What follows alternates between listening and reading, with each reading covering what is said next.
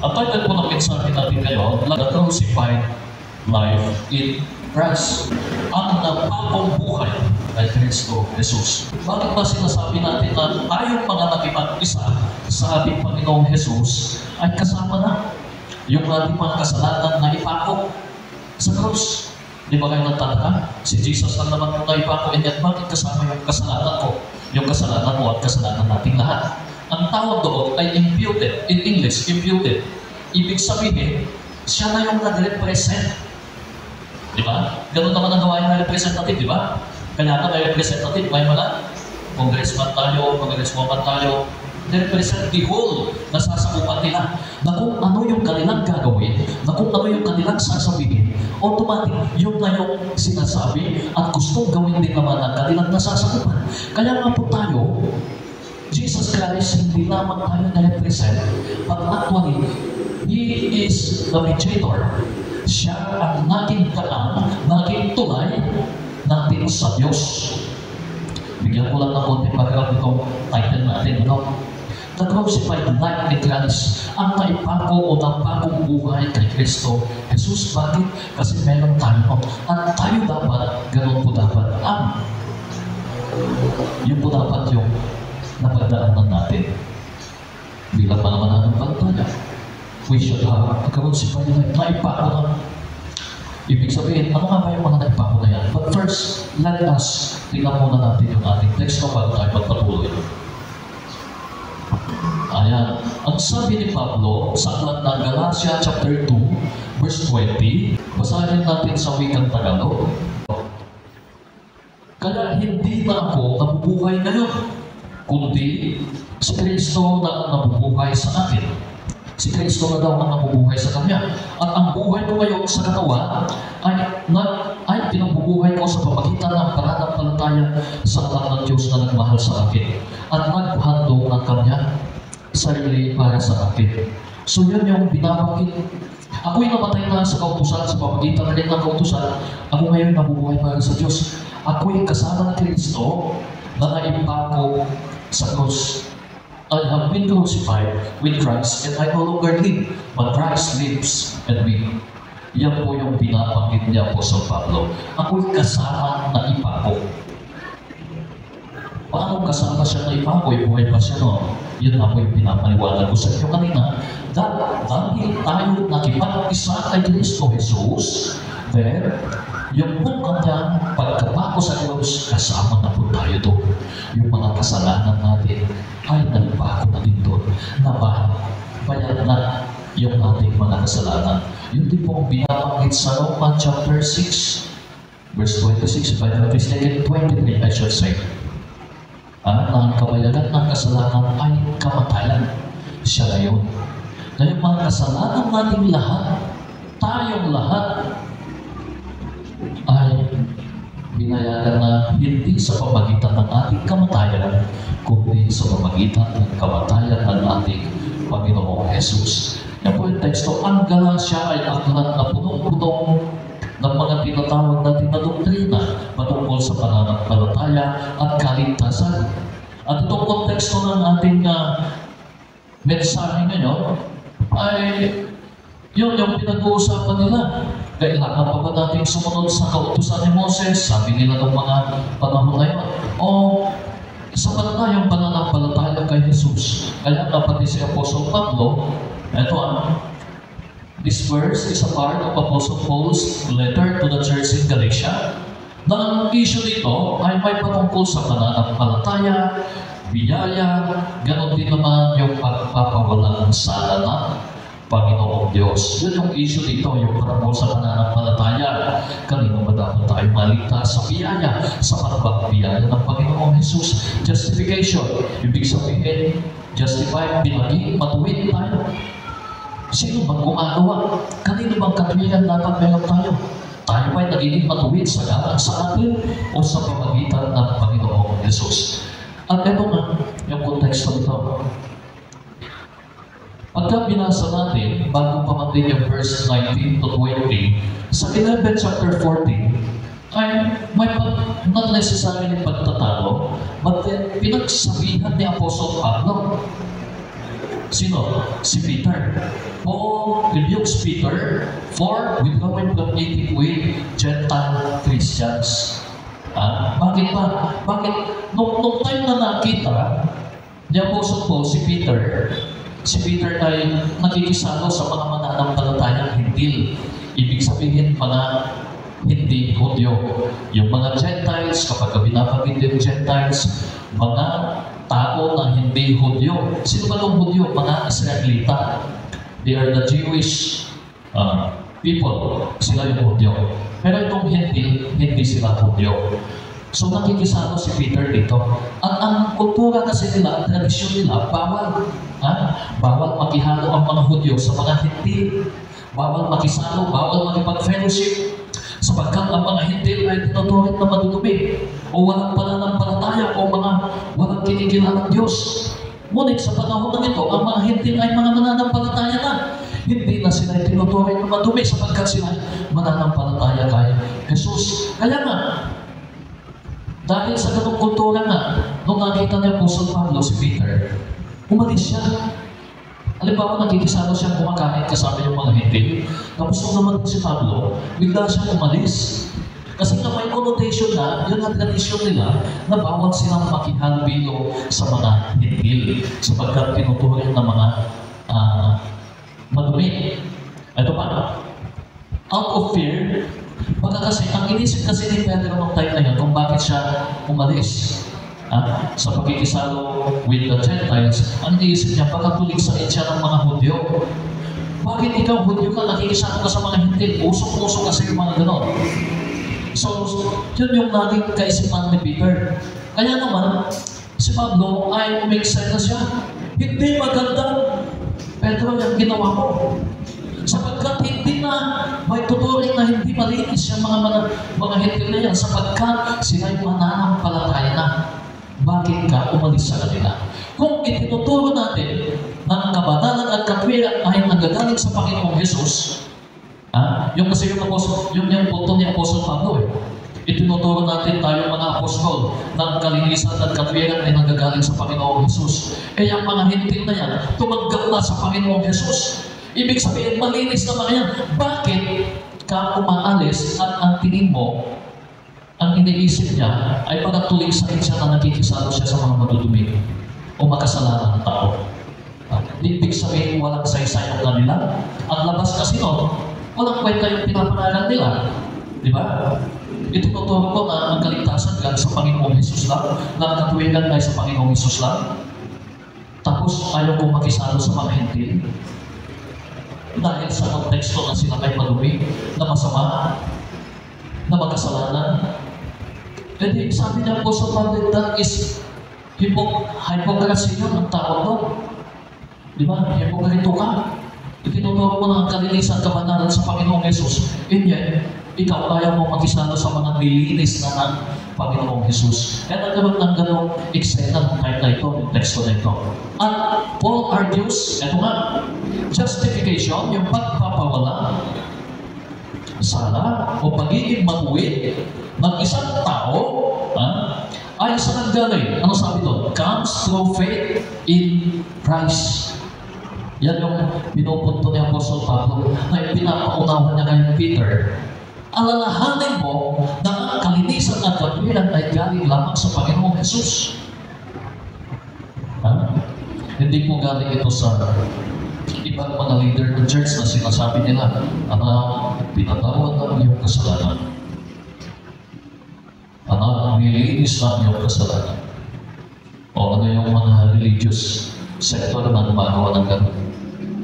Tanging ang Panginoong Hesus lamang ang pinanggagalingan ng katwiran na po at kalinisan. So, ito yung pinapaunawan niya Apostle Paul. At Galatians 2:19-21 explain by Apostle Paul that only by the death of Christ napatawad yung ating mga kasalanan sapagkat siya yun yung bayan ng ating mga kasalanan. Believers have died to the law.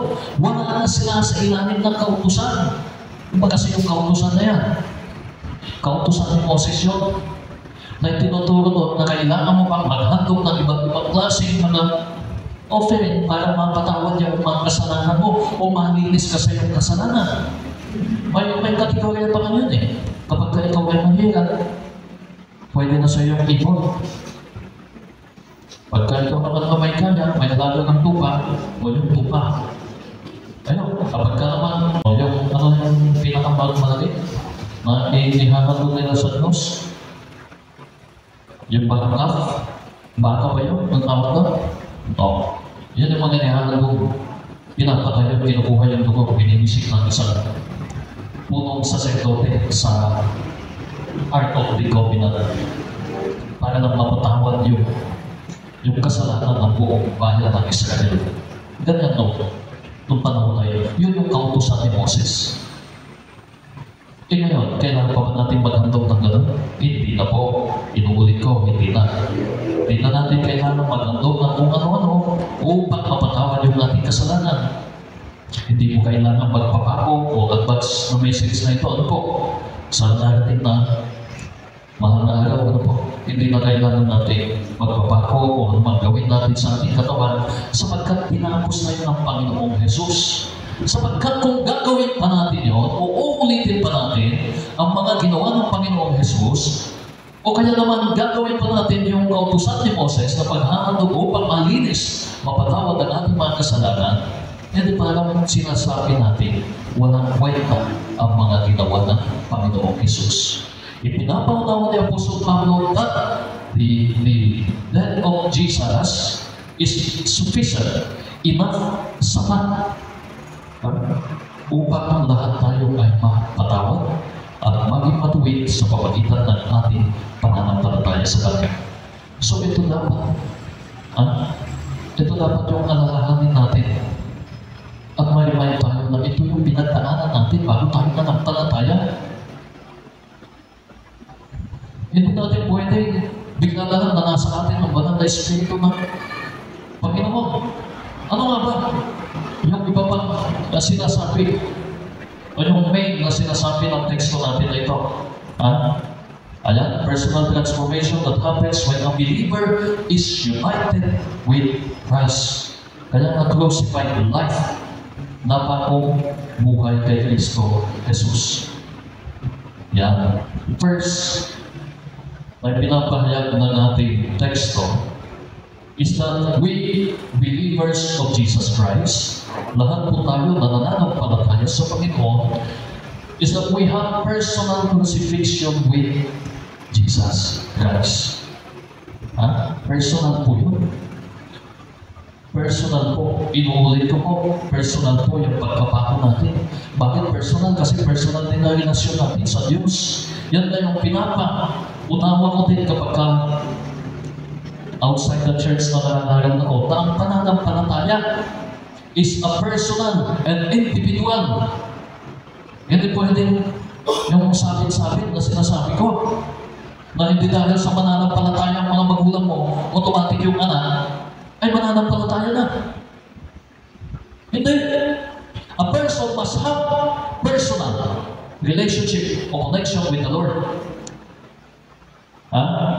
Ito dapat sacrifice sapagkat sabi niya po sa Pablo, I have been crucified with Jesus Christ and I no longer live.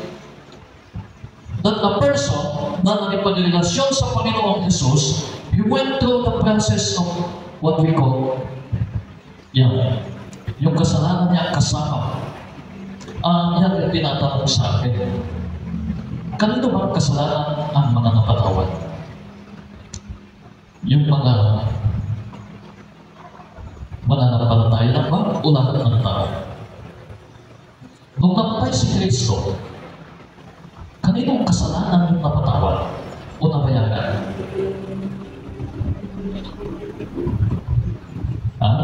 Yun yung isang tanong na tinanong sa akin minsan. But of course, malinaw na there is a responsibility of human sa ginawa ng Panginoong Jesus. Bagaman sabi niya doon, pinadala niya ang kanyang puntong anak upang sino mang sumampalataya sa Kanya ay hindi mapahamak. Ibig sabihin, there is a line doon, may linya sa pangungusap ng Biblia that only those who believe in Jesus will be forgiven. yun ang mapapatawad. Oh. So kung yung tanong na lahat ba ng tao, napatawad na ba? Dahil yung sabi, sapat na, binayaran yung kasalanan ng sanlibutan. Yes, binayaran yung kasalanan ng sanlibutan. But the beneficiary of those words of the Lord is only for those who believe in the Lord. Jesus made salvation possible upon all people. Ginawa niya posible ang kaligtasan para sa lahat. Bakit posible? Kasi nga, for those who believe in Him, it is possible. Pero tayo, na hindi yung mga hindi mananampalataya, ano maliligtas mo na yun? Anong kaligtasan doon? Ayaw. Crucified, sacrifice. Ito nga yung madalas nating dinidil sa ating pagkatao. Yung tinatawag natin na all sinful nature. Bagay na meron tayo lahat niyan. Dati. Meron tayong tinatawag na all sinful nature. Ibig sabihin, yan yung katapuhan natin. Nung tayo wala pa kay Kristo Jesus, makasalanan, ginagawa natin ang lahat ng mga naiisip at gusto natin gawin. And yet, it is not, it is still possible for us. Ano pong lahat ay walang sinisino nito. Bagay ako po, talikod ninyo. Ito ba yung bagay na dapat magpatuloy sa buhay natin? This should not be. Or else, we will be lost. Ano po? Separation. We no longer live under the bondage of sin in the law. Dahil nga sa ginawa ng Panginoong Jesucristo, na napagtagumpayan na niya yung kasalanan, binayaran niya na yung tayo po ay malaya na. Tayong mga nakipag-isa kay Kristo ay malaya na.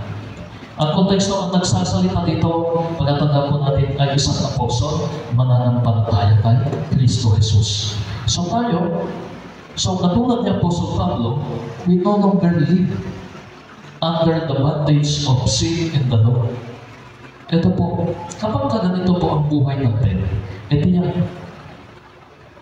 Yung ating mensahe last Sunday na the presence of the Holy Spirit ay mananatili po sa atin.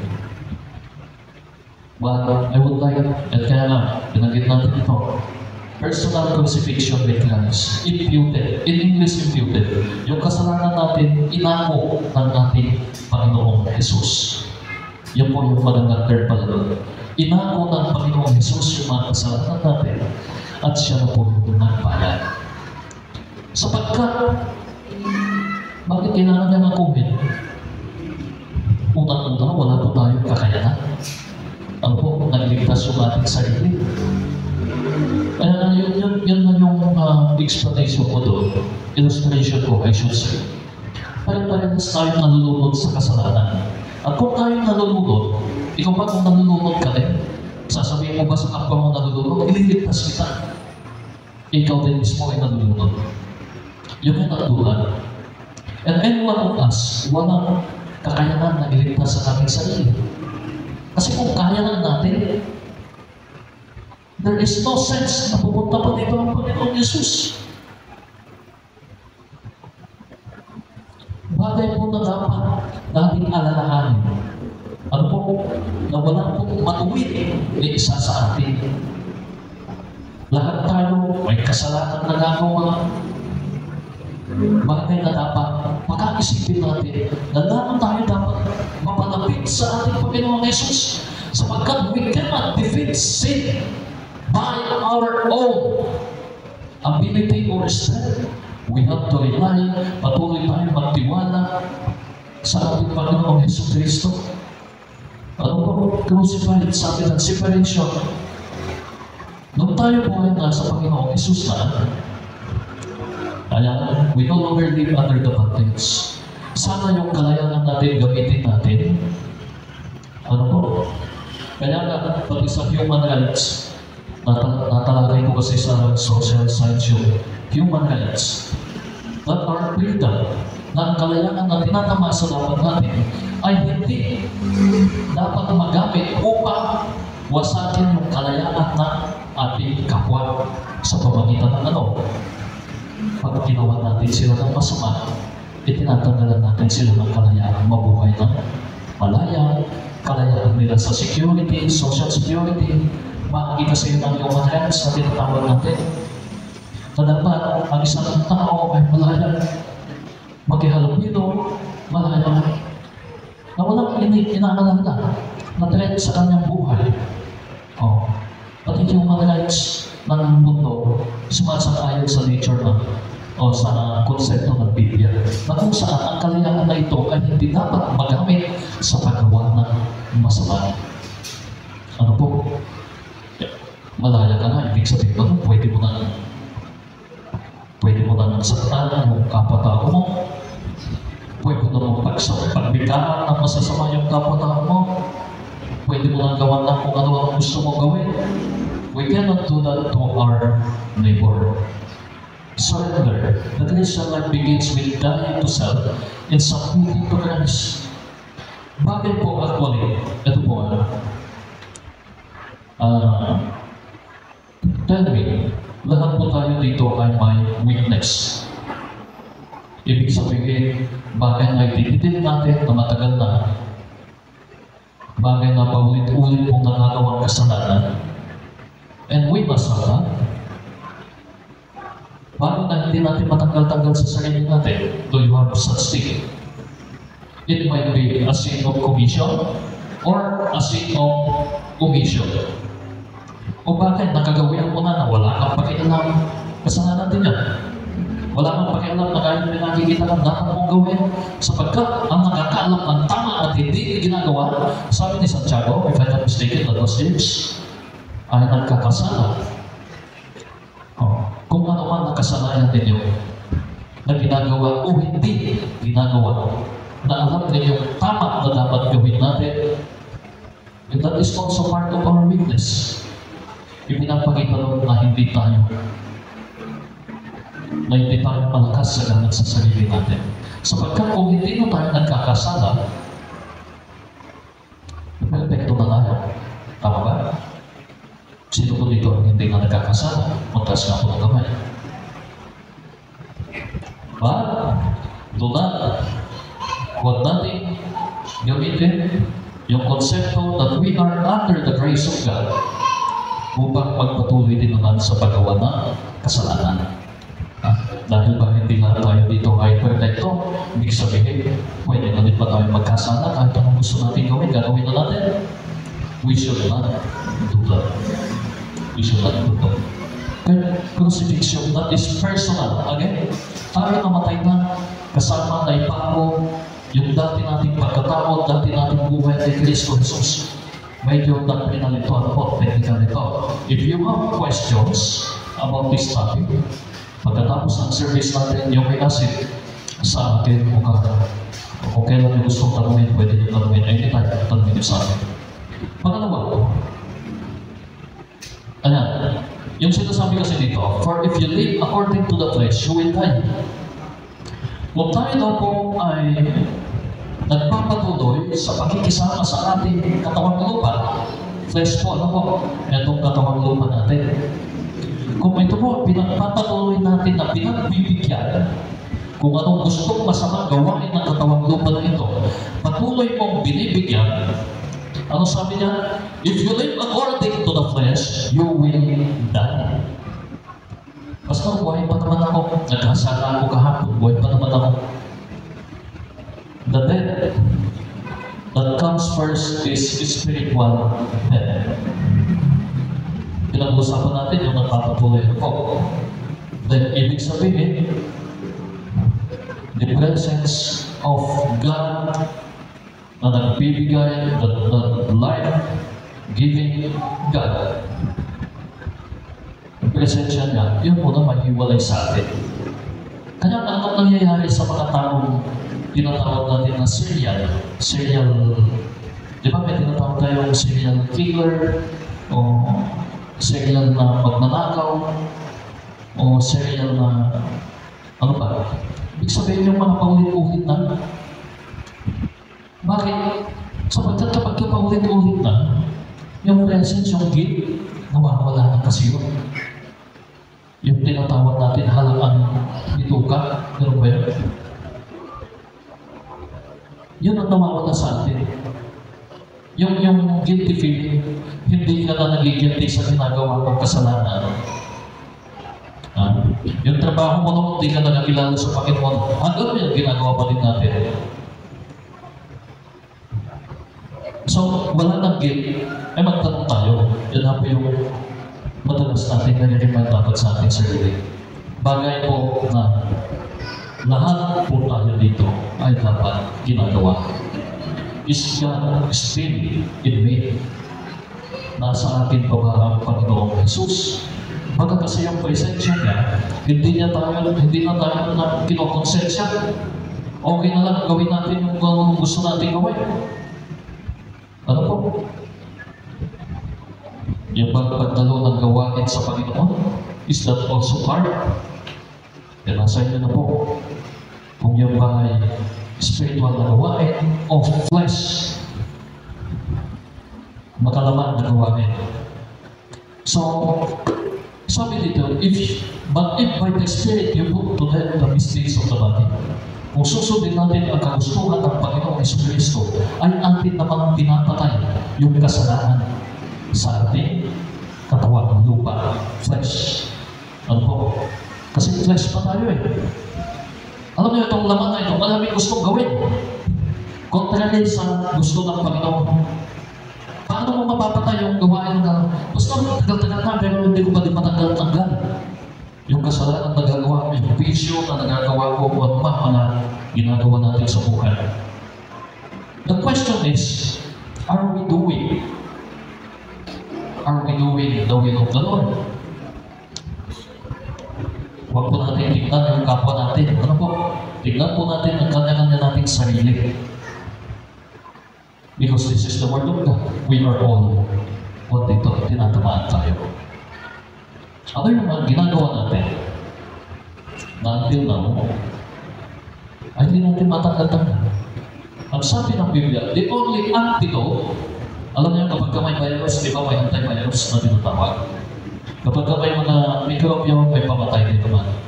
Ano yung pamatay sa kasalanan ng katawan na ito? It is by doing, if we live by the Spirit, you put to death the misdeeds. Kung panay spiritual na bagay, ang alam natin gawin, then pinapatay natin yung kasalanan na nanahan. Yung kasalanan na ginagawa ng laman na ito, pinapatay natin. Meron kasi flesh, desire of the flesh. Hindi kasi automatic na nawala ito. Bakit yan? Kasi kung automatic na wala na ito, ibig sabihin, wala na tayong dinidil pa dito. Tapos na sana. Unlike yung katuwakan ng iba, na yung hindi ko alam kung sinful nature na sinasabi nila is actually eradicated, wala na. If that is the case, I hope so, that is the case. Na yung sinful nature natin ay eradicated natin, ibig sabihin tinanggal natin. How come that we still have this desire of the flesh na dinidil? Ito yung hamon sa buhay natin bilang mananampalataya. Kasi ang katawang lupa na ito, kahit araw ng Sunday, kahit araw ng Linggo, sasabihin ng katawang lupa na ito, matulog ka muna. Diba? Sasabihin niya, matulog ka muna sa kanayan. Nagsimba ka naman ng Sunday, kahit na yan, huwag ka naman magsimba. Total na Sunday, nagsimba ka naman. Yun yung katawang lupa natin. Saka ka naman nalangin kayo. Nanalangin ka naman ng kahapon, okay na yun. Saka ka naman basa ng salita ng Panginoon. Saka mo nagawin yan kayo. That is it. Contradictory. Di ba? Kumukontra sa sinasabi mo kalooban ng banal na espiritu sa ating buhay. Ano po? So that is, punta tayo sa next. Present communion. Kanina crucifixion, napago na yung ating katawan lupa. Yun yung ating binigyan pansin. Ngayon naman, communion with Christ. But Christ lives in me. na dapat nananahan sa atin si Kristo.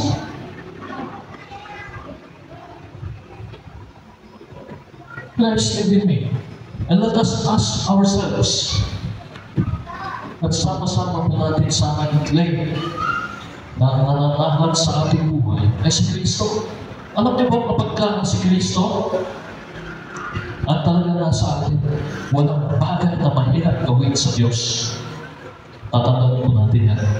There is no such thing as difficult things to do for the Lord. Hindi ka nahihirapan na nag-a-adjust. Ano ba naman yan? May schedule na naman sa church. Ako na naman sa church ang gagawa. You cannot say those words. Ba't ako na naman ba? Yes, ikaw kasi pinili ka na Diyos. And if Christ lives in us, we cannot complain in serving the Lord. Sino dito ang may mga hinaing na sa kanyang paglilingkod sa Diyos? Meron po ba tayo? Check natin. Sino ba ang dapat masunod sa buhay natin? Tayo ba? O ang Panginoong Jesus? Isang katanungan sa atin, sino ba ang Panginoon natin? Kaya ako man din na lingkod ninyo. Ako man din na pastor ninyo. Pagka may bagay akong hindi nagagawa sa church, ay maski. Yun na ba yung nasusunod yung gusto ko na ba? Is it my will? Na pagka ayaw kong gawin yung isang bagay, ayaw ko na lang. I cannot. I'm even rebuking myself as well. At pagka ayaw kong puntahan yung isang kapatid na ganito, ayaw ko na lang. Kaya na kapag nagbitaw ako ng salita na pupunta ako sa inyo, ginagawa ko. Kasi hindi naman kasi ko ginagawa yan sa Panginoon. Hindi ko ginagawa yan sa inyo lamang, kundi sa Panginoong Diyos. I owe it to God. And I hope na lahat po tayo dito may ganun din pananaw na yung mga ginagawa natin is ginagawa natin sa Diyos. Hindi yung ginagawa dahil ito'y sinabi ni Pastor, dahil ito'y napag-usapan natin, kaya natin ginagawa yung mga bagay. But a real relationship with God, being in the Lord, or the Lord is in us also, we have what we call Spirit-filled life. Ito na yung binabanggit ko noong last Sunday. Spirit-filled, na banal na Espiritu, di ba pinapanawanan tayo eh? Anak, gawin mo ito. I think so. Kasi pwede tayo sa experience ko yun. Huwag mo gawin yan, ganito gawin mo. Nakukonsensya ako kapag hindi ko nagagawa. And I believe that God is dealing with us, lahat po tayo, na sinasabi din ng Panginoon, gawin mo ito. Pero naglalaban yung isip natin, susundin ko ba? Diba? Madami tayong pagawain dito sa kapig. Madami tayong pagawain dito sa kapig. Bakit sino magpapagawa nito? Ibang mga hindi mananampalataya? Mga ibang tao? No. Ang gagawa nito, lahat tayo dito din. Kung mayroong susuporta sa church, hindi yung mga hindi mananampalataya. Sino? Yung mga nananampalataya sa Diyos. They are the supporters, they are the worshipers, they are the believers of Christ. So there is no sense na nasasabihin natin pagod na tayo. Natapos na yung ating paglilingkod sa Diyos. Natapos na yung ating pagsuporta sa gawain ng Panginoon.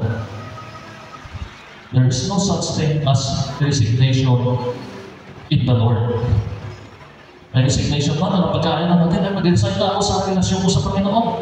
Mag-resign na ako sa paglilingkod ko sa Diyos. There is no such thing. Mga kapatid, if we value our lives and if we value our faith in the Lord, then we should serve the Lord till death. Amen po ba? Maglilingkod tayo hanggang sa huli, hininga natin. At sana ganun po ang prinsipyo natin na steadfast relationship. Ayan. Communion with Christ. Communion. Fellowship natin. Pakikisalamuhan natin sa Panginoon is being Spirit-filled. Hindi naman kasi pwede pumunta tayo sa langit. Sino na gusto pumunta sa langit para makipagkumunyan?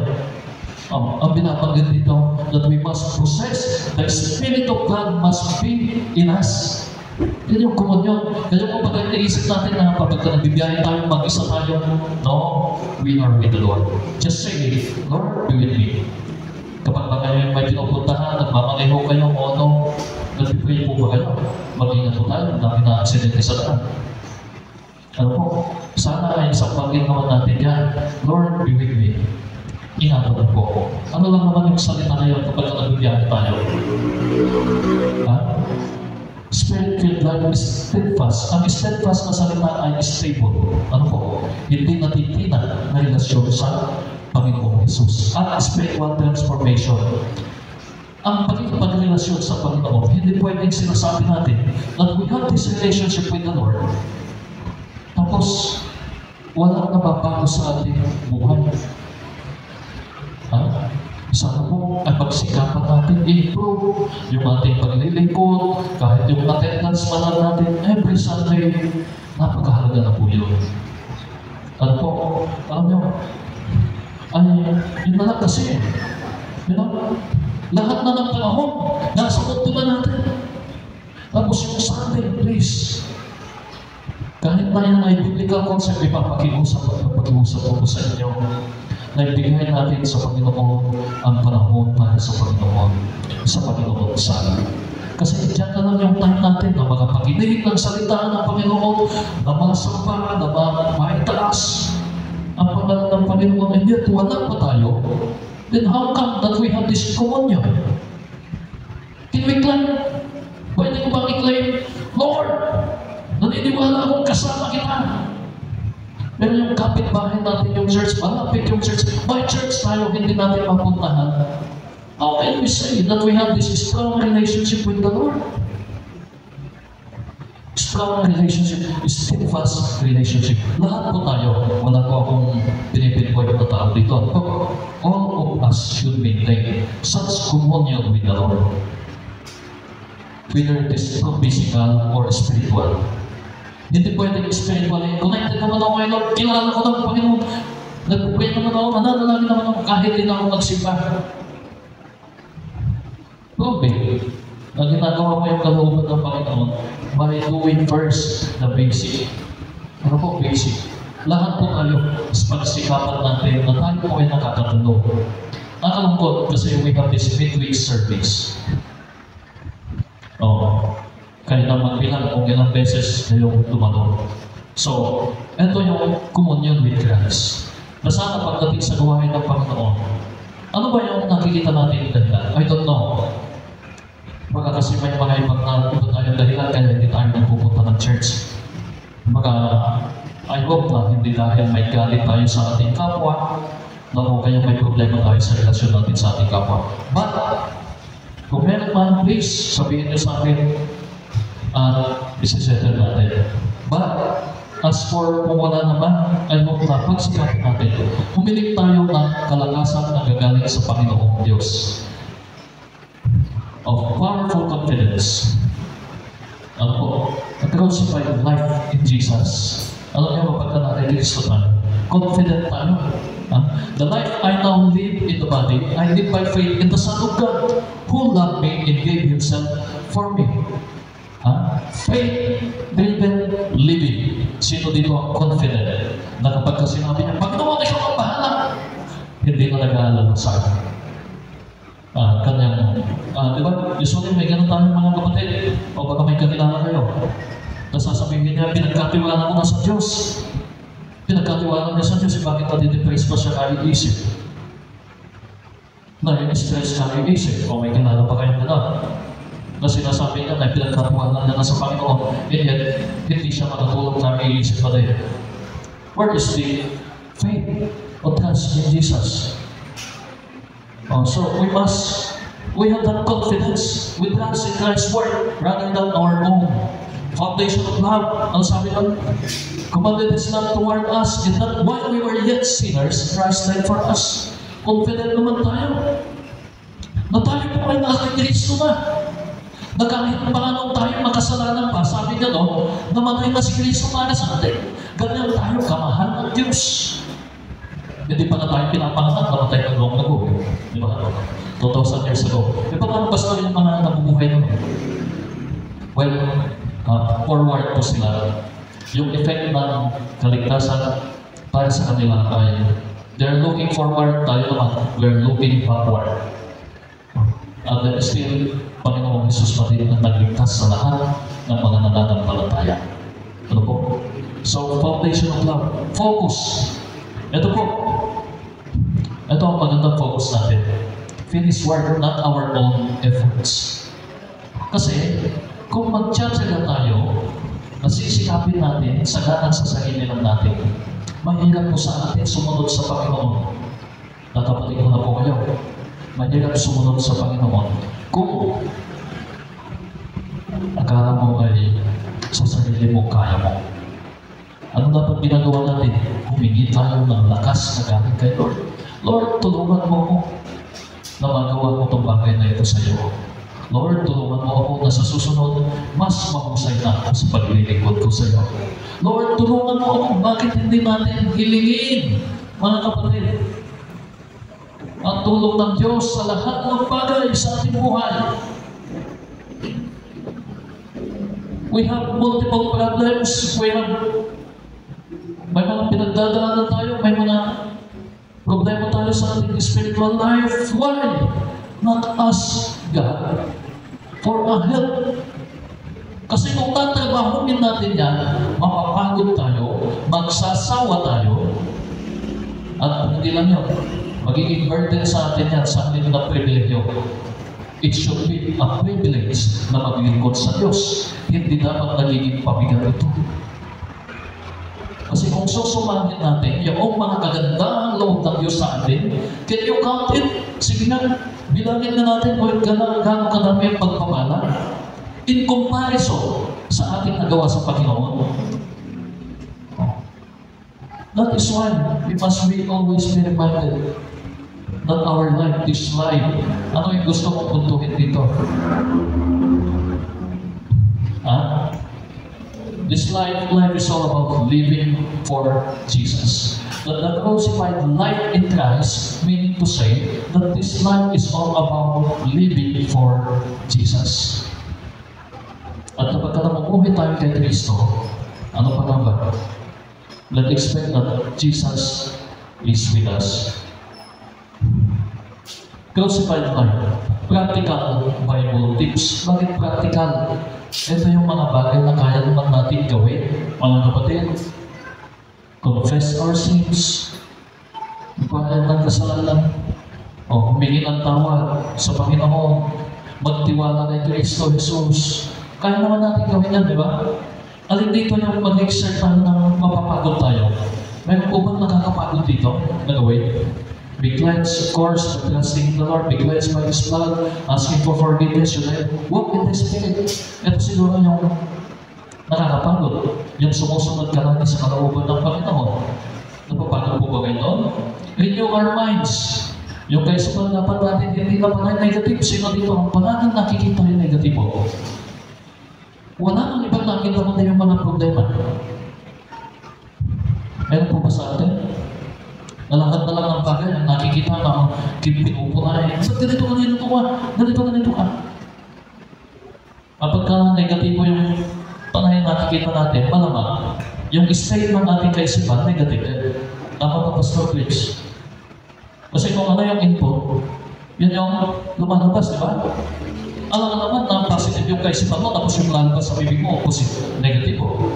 So kung ano yung mga lumalabas sa bibig natin na panay negative nakikita natin, malamang yung isip natin, might be all negative.